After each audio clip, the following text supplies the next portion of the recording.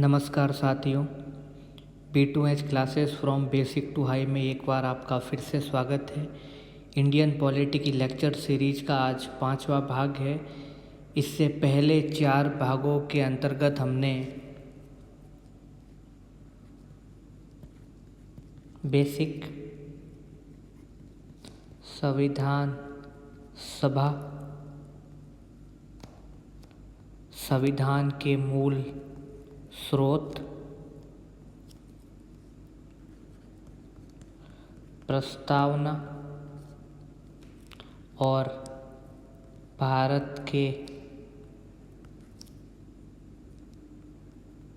एकीकरण के बारे में बात की है।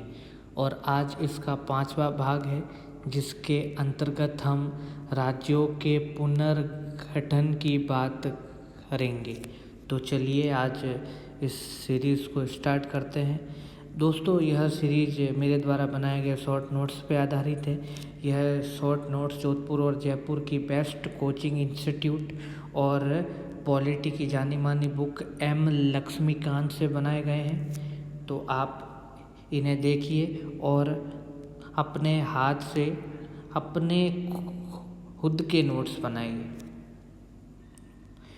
तो आज इस भाग की शुरुआत हम करते हैं, राज्यों का पुनर्गठन।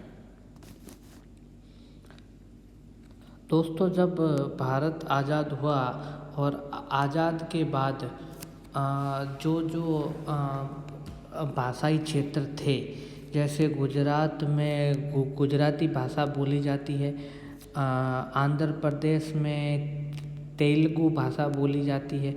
तो इन राज्यों ने क्या किया कि इन राज्यों का यह विचार था कि हमारे इस पूरे एरिया की भाषा अलग है, तो हम इस एरिया को एक अलग राज्य का दर्जा दिलवाना चाहते हैं।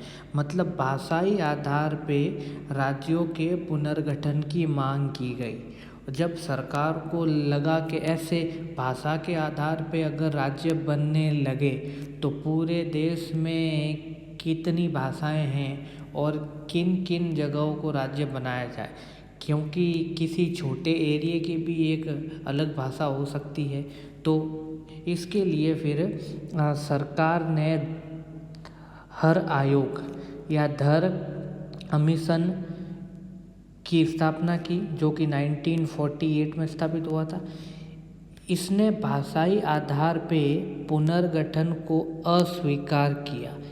इसने बोला भाषाई आधार पे राज्यों का पुनर्गठन नहीं होना चाहिए।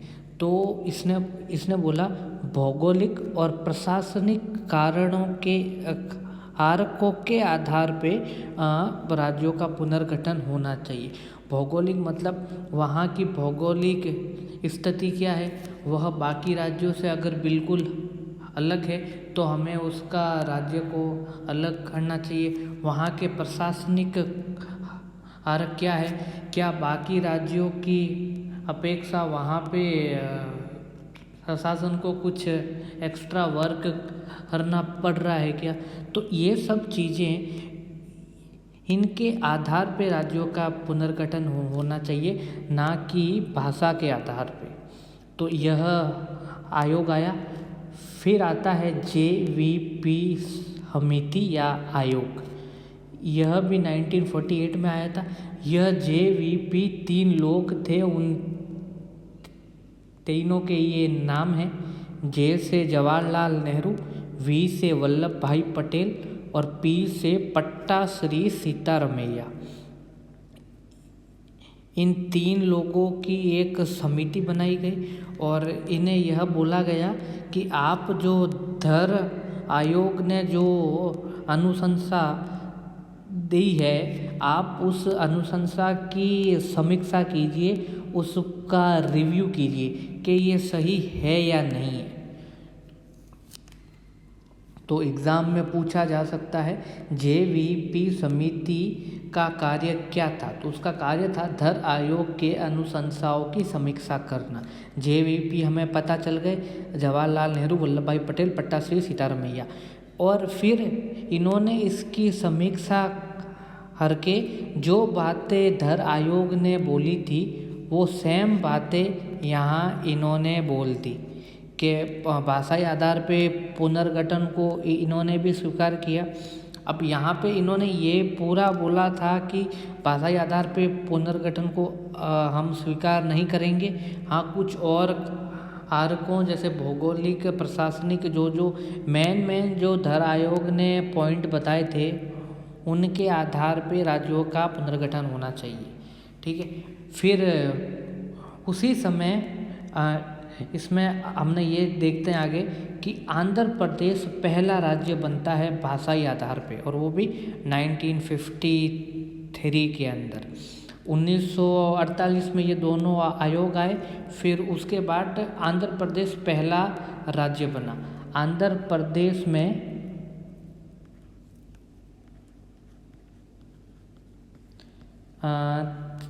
तेलुगु भाषा बोली जाती है, और तेलुगु भाषा के लिए वहाँ पे आंदोलन चल रहे थे। उनका आंदोलन यह था कि तेलुगु भाषा के आधार पे आंध्र प्रदेश को अलग राज्य बनाया जाए, लेकिन सरकार इस बात को स्वीकार नहीं कर रही थी।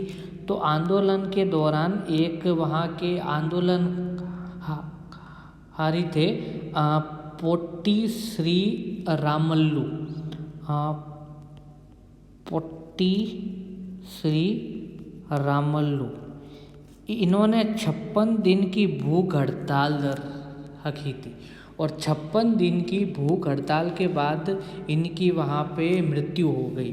तो उस मृत्यु के कारण आंदोलन ज़्यादा तेज ना हो जाए, आंदोलनकारी भड़क के पब्लिक प्रॉपर्टी को नुकसान ना पहुँचाए, तो इस आंदोलन को दबाने के लिए सरकार ने आनन फानन में 1953 के अंदर आंध्र प्रदेश को भाषाई आधार पे पहला राज्य बना दिया।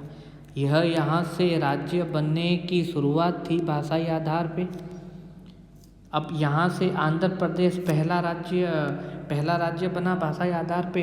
उसके बाद जब दूसरे राज्यों ने देखा कि भाई इनको भाषा के आधार पे अलग राज्य बनाया है, तो क्यों ना हम भी आंदोलन करें और हमें भी अलग राज्य का दर्जा मिल जाएगा जो कि भाषा के आधार पे होगा।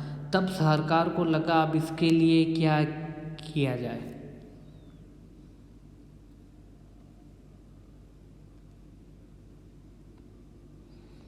फिर सरकार ने एक दूसरा आयोग बनाया, फजल अली आयोग, या इसका दूसरा नाम है राज्य पुनर्गठन आयोग। फजल अली आयोग या राज्य पुनर्गठन आयोग, ये दोनों नाम से जाना जाता है। यह भी 1953 में आंध्र प्रदेश के राज्य बनने के बाद ही इसकी स्थापना की गई। इसको बनाने का रीज़न वही था, जब पहला राज्य बन गया, शुरुआत हो गई, तो बाकी राज्यों में भी भाषाई आधार पे पुनर्गठन की मांग बढ़ने लग गई थी। इसलिए इस आयोग का निर्माण या स्थापना की गई। इसके सदस्य कौन कौन थे, यह एग्ज़ाम में ऑब्जेक्टिव टाइप में पूछा जा सकता है। पहले तो खुद अब नाम से पता चलता है फजल अली, तो यह ऑब्वियसली अध्यक्ष होंगे। फिर दो और थे, के.एम. पणिक्कर और हृदयनाथ कुंजरू, यह तीन इनके सदस्य थे। और इन्होंने अपनी अनुशंसाएं दी थी 1955 के अंदर। यह एग्ज़ाम में पूछा भी गया है। फजल अली आयोग की अनुशंसाएं कौन से वर्ष में दी गई, 1953 में, और ऑप्शन में ये भी था 1953। तो लोगों ने इसको सही किया, लेकिन 1953 में तो इसकी स्थापना हुई थी और 1955 के अंदर इसने अपनी अनुशंसाएं दी थी। और अनुशंसाएं में उसने पहली बात यही बोली कि भाषाई आधार पे पुनर्गठन होना चाहिए, क्योंकि अगर ये मना कर दे तो वापस राज्यों में आंदोलन होना स्टार्ट हो जाए, तो इन्होंने भी एक सेफ रास्ता या जिसे हम मध्यम मार्ग बोलते हैं वह अपनाया और इन्होंने बोला भाषाई आधार पे पुनर्गठन तो होना चाहिए। इन्होंने उसको स्वीकार किया, लेकिन उसके साथ साथ कुछ और बातों को भी ध्यान में रखना चाहिए। उन बातों के आधार पे भी राज्य पुनर्गठन होगा। तो उन्होंने बोला देश की सुरक्षा और अखंडता को ध्यान में रखे पुनर्गठन किया जाएगा। अब जो भी क्षेत्र होगा वहाँ अलग अलग संस्कृति होगी, तो उन सांस्कृतिक कारकों को भी ध्यान में रखे पुनर्गठन किया जाएगा। और जिस क्षेत्र को राज्य बनाया जा रहा है उसके पहले आर्थिक विकास को महत्व दिया जाएगा और जन कल्याण को बढ़ावा दिया जाएगा। यह इसकी अनुशंसा ही थी। आरएस मेंस में यह क्वेश्चन पूछा जा सकता है। फजल अली आयोग की अनुशंसाएं के बारे में लिखी, तो उसकी अनुशंसा यही थी कि केवल भाषा के आधार पे पुनर्गठन नहीं होना चाहिए। उन्होंने ये माना होना चाहिए, लेकिन ओनली भाषा के आधार पे नहीं होना चाहिए, उनके साथ इन चीज़ों को भी ध्यान देना चाहिए। ठीक है, फिर उसके बाद इन्होंने नए सिरे से सब राज्यों का पुनर्गठन स्टार्ट किया।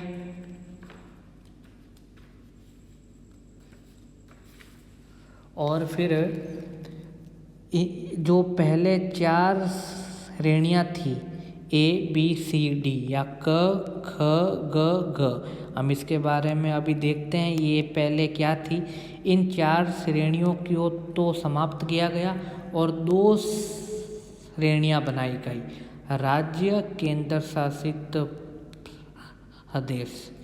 तो राज्य तो बनाए गए 14 और केंद्र शासित बनाए गए 6। 7वें संविधान संशोधन से इस आयोग की अनुशंसाओं को लागू किया गया और वो लागू हुआ था 1 नवंबर 1956 को, जिसके बाद 14 राज्यों और 6 यूनियन टेरिटरियों का निर्माण किया गया। तो अब हम पहले देख लेते हैं ये ABC क्या है।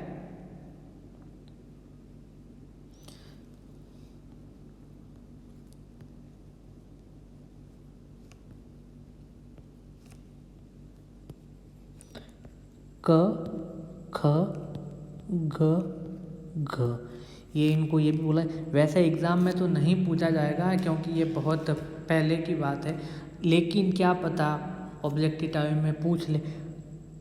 क के अंतर्गत तो वह राज्य आते थे जो पूर्णतया ब्रिटिश भारत के अंतर्गत थे। पूर्णतया ब्रिटिश भारत, ये टोटल 9 थे।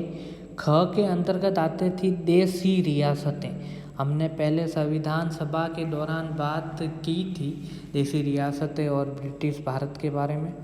देशी रियासतें ये उस समय थी, ये भी 9 थी। फिर घ के अंदर आते थे आयुक्त क्षेत्र, जैसे अपने राजस्थान में पहले अजमेर मेरवाड़ा आयुक्त क्षेत्र था, दिल्ली आयुक्त क्षेत्र था, कुर्ग आयुक्त क्षेत्र था। तो आयुक्त क्षेत्र व अन्य राज्य जो कि ब्रिटिश भारत के और देशी रियासतों के अंतर्गत नहीं थे, ये थे 10। और ग में आता था अंडमान व निकोबार। ग में आता था अंडमान व निकोबार द्वीप समूह। ठीक है, यह 4 पहले श्रेणियाँ बनी हुई थी। इन चारों को तो फजल अली आयोग ने हटाया और 2 श्रेणियाँ लेके आए। 2 कौन कौन सी? पहला राज्य स्टेट जो कि थे 14 और केंद्र शासित प्रदेश यूनियन टेरिटरीज जो कि थी 6।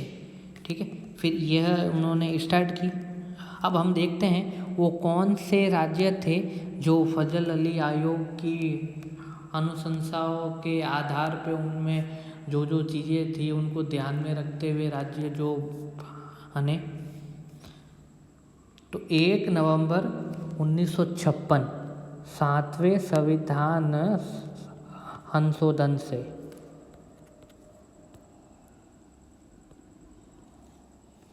सातवें संविधान संशोधन से 14 राज्य 6 केंद्र शासित प्रदेश बने। पहला जो राज्य बना था वो बना था महाराष्ट्र। यह 1960 में गुजरात से बॉम्बे हुआ अलग और बॉम्बे को ही फिर आगे महाराष्ट्र बनाया गया। बॉम्बे पहले गुजरात के अंदर था, उससे उसको अलग किया गया क्योंकि गुजरात में भाषा थी गुजराती, बॉम्बे में थी मराठी। ये तो भाषाई आधार हो गया। और भी कुछ अन्य कारणों जिनकी अनुशंसा हमने अभी पीछे देखी हजल अली आयोग में, तो उनको ध्यान में रखते हुए बॉम्बे को महाराष्ट्र नाम दिया गया और उसको गुजरात से अलग किया गया। दूसरा है नागालैंड, पूर्वांचल साइड में 1963 में नागालैंड राज्य बनाया गया। फिर 1966 में पंजाब से हरियाणा को अलग किया गया और बाद में पंजाबी के आधार पे पंजाब, हिंदी के आधार पे हरियाणा। और इन दोनों के बीच जो चंडीगढ़ है, यह इन दोनों के बीच विवाद का कारण बन गया था। पंजाब बोल रहे थे यह हम लेंगे, हरियाणा बोल रहे थे यह हम लेंगे। तो इसको दोनों को न देके इसको यूनियन टेरिटरी या केंद्र शासित प्रदेश बनाया गया। ठीक है। फिर 1971 में हिमाचल प्रदेश भी अलग राज्य बना, यह भी हिंदी भाषा का राज्य था।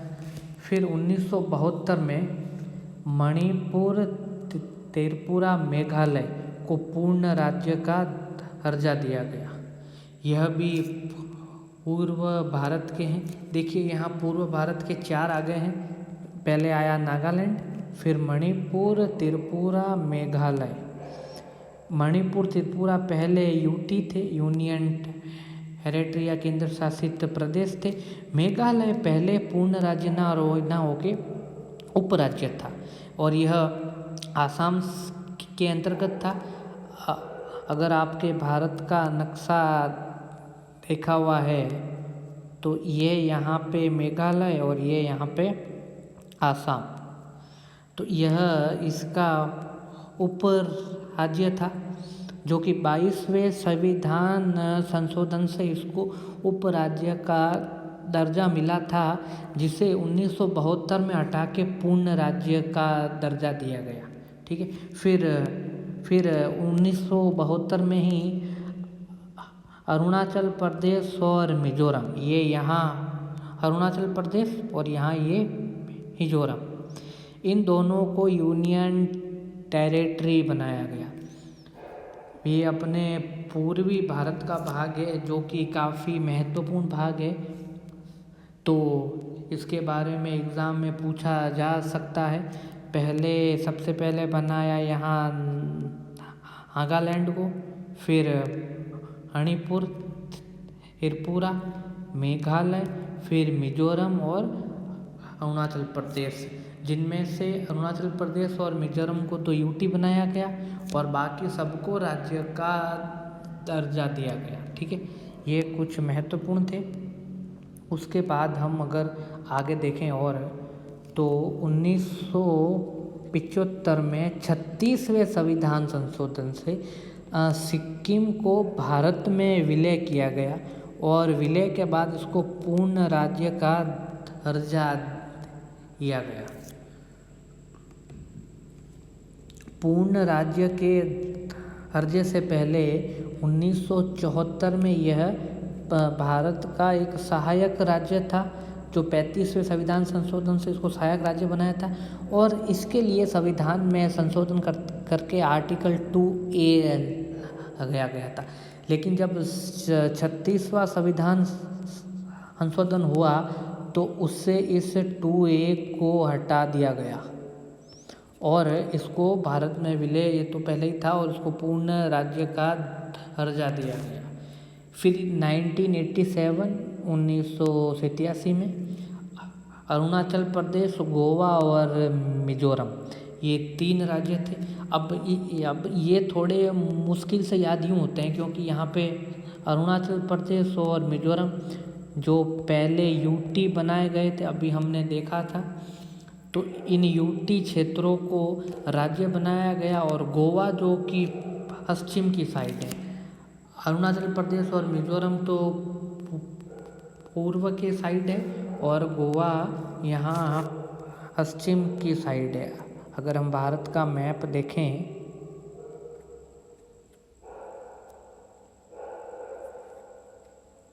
तो यहाँ मैप में यहाँ है गोवा, यहाँ अरुणाचल प्रदेश और यहाँ मिजोरम। तो ये यहाँ पे इसको याद करने के लिए हमने अरुण गोवा में मज़े कर रहा है, तो अरुण से अरुणाचल प्रदेश, गोवा से गोवा और मज़े से मिजोरम, ये यहाँ पे 3 को राज्य का दर्जा दिया गया। ये तीनों ही पहले यूटी थी। इन 2 के बारे में तो हमने अभी पीछे देखा, और गोवा भी पहले ही यूटी ही थी। फिर 2000 में एमपी से, यूपी से और बिहार से जिन को अलग किया, एमपी से किया छत्तीसगढ़ को अलग, यूपी से किया उत्तरांचल को अलग, जो कि वर्तमान में अभी उत्तराखंड है, और बिहार से झारखंड को अलग किया। इन सबको अलग करके राज्य का दर्जा दिया गया। ये हुआ 2000 में। एमपी, यूपी, बिहार से, एमपी से छत्तीसगढ़, यूपी से उत्तराखंड और बिहार से झारखंड। फिर 2014 में आंध्र प्रदेश से तेलंगाना को अलग करके राज्य का दर्जा दिया गया। ठीक है, यह कुछ मुख्य थे जो कि जिनको राज्य बनाया गया था। और अब हमने यहाँ देखा कि 2000 में तो 3 एमपी से छत्तीसगढ़, यूपी से उत्तराखंड और बिहार से झारखंड, और 2014 में आंध्र प्रदेश से तेलंगाना। अब हमें यह तो पता है कि इनको इससे अलग किया गया, लेकिन क्यों अलग किया गया ये भी तो रीज़न बनता है। क्योंकि जो एमपी का छत्तीसगढ़, यूपी का उत्तराखंड और बिहार का झारखंड और यहाँ का तेलंगाना, ये एमपी, यूपी, बिहार और आंध्र प्रदेश के वो क्षेत्र हैं जिनमें संसाधन इन एमपी, यूपी, बिहार, आंध्र प्रदेश की अपेक्षा ज़्यादा है। मतलब ये यूपी है और ये उत्तराखंड है, तो यहाँ संसाधन ज़्यादा है इसकी अपेक्षा। जैसे यह एमपी है और यह यहाँ छत्तीसगढ़ है, तो यहाँ एमपी की अपेक्षा यहाँ छत्तीसगढ़ में संसाधन ज़्यादा है। तो यहाँ के लोगों ने ये सोचा कि हमारे संसाधन का एमपी पूरा यूज़ कर रहा है और यह एमपी ही आगे जा रहा है, तो इन्होंने ये सोचा कि हम क्यों ना अलग राज्य का दर्जा ले लें, जिससे हम हमारे संसाधनों का अच्छे से यूज कर पाएंगे, और हमारा स्टेट या राज्य छोटा होगा तो हम अच्छे से विकसित राज्य बन जाएंगे। तो इस सोच के चलते ये सब राज्य अपने मूल राज्य से अलग हुए थे। अब यहाँ एक जानकारी और कि जब एमपी से छत्तीसगढ़ अलग हुआ था 2000 में, तो खुशी के साथ राजस्थान भारत का नंबर 1 स्टेट बन गया था क्षेत्रफल की दृष्टि से, क्योंकि पहले एमपी था, फिर था राजस्थान, लेकिन यह इससे अलग हो गया, तो राजस्थान नंबर 1 पे आ गया क्षेत्रफल की दृष्टि से। ठीक है, और यहाँ पे अब कुछ और हम ये देखते हैं कि ये कुछ जो अभी के वर्तमान राज्य हैं, इनके पहले नाम क्या थे और ये नाम किस समय चेंज हुए थे। ये तो वैसे एग्ज़ाम में तो शायद पहले पूछे जाते थे, अभी तो नहीं पूछे जाते, लेकिन क्या हमें क्या पता पेपर में क्या आए।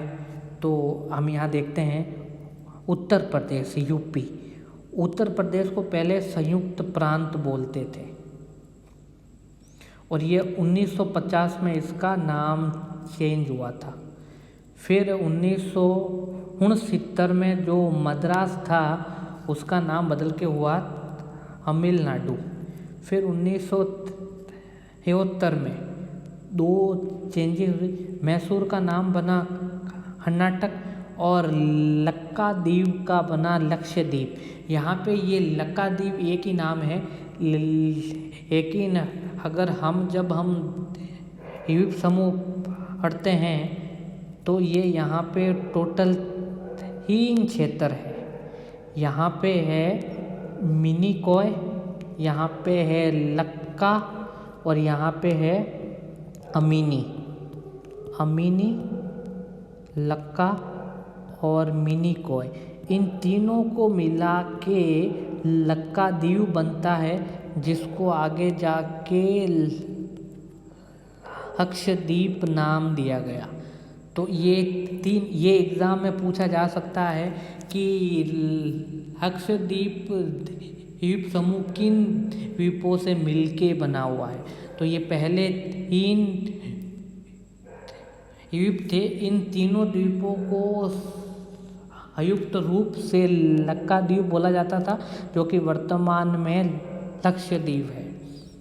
ठीक है। फिर 1992 में जो दिल्ली अपना राजधानी है उसको NCR घोषित किया गया, नेशनल कैपिटल रीजन, राष्ट्रीय राजधानी क्षेत्र, इसको घोषित किया गया। फिर 2006 में उत्तरांचल, जो कि यूपी से अलग हुआ था, इस उत्तरांचल को नाम दिया गया उत्तराखंड, जो कि वर्तमान का है, और पांडुचेरी को नाम दिया गया पुडुचेरी। अब हमने अपने पिछले वीडियो एकीकरण के अंदर देखा था कि पुडुचेरी भी 3-4 जगहों से मिलके बना है, यनम, माहे, करेकाल और पांडिचेरी। इन चारों को मिला के ये पुडुचेरी है, जो कि अभी केंद्र शासित प्रदेश है। और 2011 में उड़ीसा का नाम बदल के किया गया ओडिशा। हम आज भी हर जगह यही नाम लिखते हैं, लेकिन ये नाम सही नहीं है। नाम सही ये है, अगर एग्ज़ाम में कहीं उड़ीसा हो लिखा हुआ और अपन को लगे ये सही है, तो ये सही नहीं है, इसका सही नाम ये है ओडिशा। ठीक है दोस्तों, तो आज के लिए इतना बहुत है। और आपको अगर ये वीडियो अच्छा लगा हो तो इसको लाइक करें। वीडियो आपको ऐसा लगा कमेंट करें। अगर आपने चैनल को अभी तक सब्सक्राइब नहीं किया है तो इसको सब्सक्राइब करें और बेल के आइकन में जो ऑल का ऑप्शन आता है उस पर क्लिक कीजिए, ताकि हमारी हर वीडियो का नोटिफिकेशन आपके पास आ जाए। और इस वीडियो और चैनल को अपने दोस्तों सहपाठियों के साथ शेयर कीजिए, ताकि उन्हें भी यह लाभ मिल सके। धन्यवाद दोस्तों।